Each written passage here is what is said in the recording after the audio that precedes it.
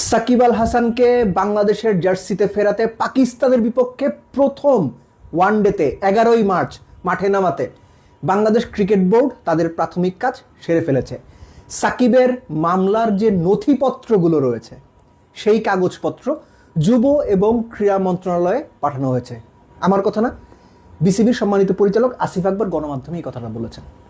So এখন আপাত দৃষ্টিতে যেটা মনে হচ্ছে বা বিসিবির পক্ষ থেকে বলা হচ্ছে, সাকিবকে ফেরানোর ব্যাপারে বিসিবির দিক থেকে যা করণীয় সেই করণীয়টা তারা শেষ করেছে।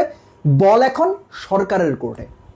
সরকার যদি পুরো ব্যাপারটাকে আন্তরিকভাবে বিবেচনা করে, সত্যিই চায় সাকিব আল হাসান ফিরুক, পাকিস্তানের বিপক্ষে সিরিজেই ফিরুক, দ্রুততম সময়ে ফিরুক, 11 তারিখে ম্যাচ খেলুক, তাহলে সরকারের পক্ষ থেকেও সরকারের দিক থেকেও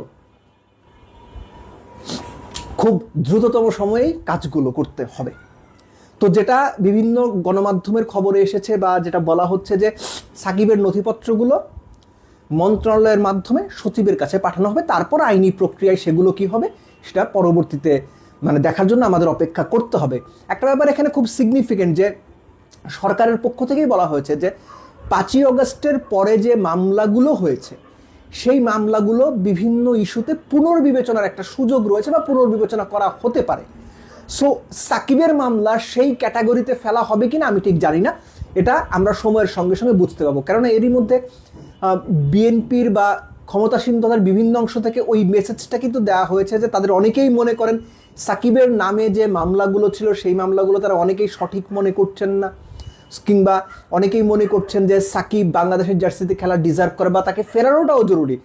সো সরকারের দিক থেকে যখন এই ভাইবটা দেওয়া হয় তখন বাংলাদেশ ক্রিকেট বোর্ডও আরও বেশি পজিটিভ ফিল করে এবং সেই পজিটিভ ফিলটাই তারা কাগজপত্র, এর আগে একটা আলোচনাতে আমি বলেছিলাম যে রবিবার সোমবার নাগাদ তারা সেটা মন্ত্রণালয়ে পাঠিয়ে দেবেন। যতটুকু যারা যায় যে যুব এবং ক্রীড়া প্রতিমন্ত্রী আমিনুল হকের সঙ্গে বিভিন্ন ফেডারেশন কর্মকর্তা কিংবা ফেডারেশনের সংশ্লিষ্ট যারা আছেন তাদের যে বৈঠক হয়েছিল সেই বৈঠকেই বিসিবির ভাইস প্রেসিডেন্ট সাবেক ক্যাপ্টেন ফারুক আহমেদ এবং সিইও তারাই সেই ফাইলগুলো সেখানে দিয়েছেন।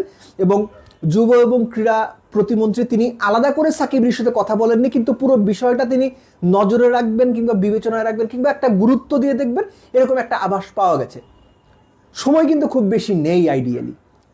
সব যদি ঠিক থাকে তাহলে সময়ের হিসাব আপনি যদি করেন, আমি যখন এই আলোচনাটা করছি সেই সময় থেকে হিসেব করলে কত 9-10 দিন বা সর্বোচ্চ 11 দিন সময় পাওয়া যাবে। এর মধ্যেই বাস্তবতা হচ্ছে, এর আগের আলোচনাটাতে যে দর্শকরা কমেন্ট করেছিলেন বা যে আলোচনা হয় সেখানে অনেকেই বলেন যে সরকার চাইলে দ্রুততম সময়ে সম্ভব। Absolutely it is. যে সরকার কি মনে করছে, সরকার সাকিবকে এই মুহূর্তে দেশে ফেরাতে চায় কিনা, বাংলাদেশের জার্সিতে পাকিস্তানের বিপক্ষে ওয়ানডে সিরিজের প্রথম ওয়ানডে থেকেই মাঠে নামাতে চায় কিনা, নীতিগত সিদ্ধান্ত যদি তারা নিয়ে ফেলে তাহলে সাকিবকে ফেরানোর প্রক্রিয়াটা আসলে খুব বেশি জটিল হবার কথা না। কিন্তু তারপরও আইনের মারপ্যাচ, রাজনীতির মারপ্যাচ, সামাজিক মারপ্যাচ, অনেক বিষয় তো অনেক প্যাচ তো রয়েছে। সেই প্যাচ, সেই জটিলতা কাটিয়ে সাকিব আল হাসান আবারও বাংলাদেশের জার্সিতে ফিরবে। আবারও বলছি, এটা শুধু কামব্যাক না, বিশ্ব ক্রিকেটের ইতিহাসেই খুব সিগনিফিকেন্ট কিংবা সিগনেচার একটা কামব্যাক হয়ে থাকবে যদি সাকিব আল হাসান সত্যি সত্যি বাংলাদেশের সিরিজে বা বাংলাদেশের জার্সিকে আবারও মাঠে ফেরেন এবং সেটা দ্রুততম সময় যদি ফেরেন।